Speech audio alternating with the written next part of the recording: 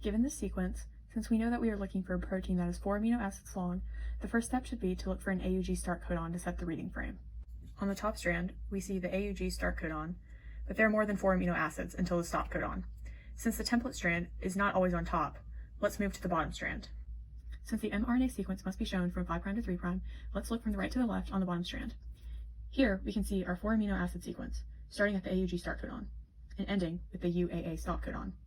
This sequence can be transcribed to mRNA, seen here, and then translated to the corresponding amino acids using the identified stop and start codons. When we do that, we get methionine or met, valine or val, serine or ser, lysine or lyse, and then the stop codon. Looking at our reading frame, we can compare it to the sentence, Maddie vacuumed and sanitized the kitchen, where the words can represent the amino acids, and the period signifies the stop codon at the end. The first point mutation is a silent mutation. This mutation is when a change in the nucleotide codes for the same amino acid as before. This mutation is a neutral one and does not impact the phenotypic expression. Think of it as being silent and sneaky, because if you could not see the nucleotides, there would be no noticeable difference. If we change the G to an A in the DNA sequence, this is a transition since we go from a purine to a purine. AAA still codes for K in the amino acid sequence, just like AAG did. So our sentence, Maddie vacuumed and sanitized the kitchen, still holds the same meaning, or amino acid sequence. The next mutation is a missense mutation.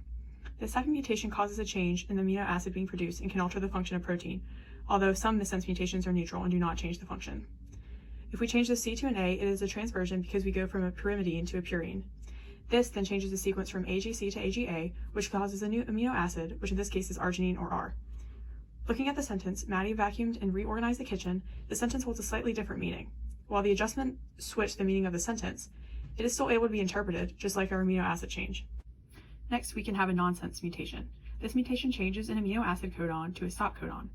In this case, if we swap out the A for a T, it is a transversion, and the mRNA sequence will now code for a UAG stop codon. This change will cause our sentence to end a little sooner, making it Maddie vacuumed and sanitized, since we essentially deleted the word kitchen from the sentence and moved the period that signifies the stop codon up. Lastly, we can have a read-through mutation.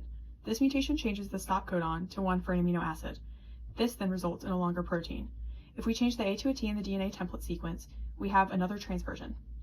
This now translates as UAU instead of being a UAA stop codon. This change added an amino acid, that being tyrosine or Y. Now our sentence reads, Maddie vacuumed and sanitized the kitchen yesterday. We added a Y, or yesterday, in the sentence, which makes the length of the sentence longer because we now have an extra word, or amino acid.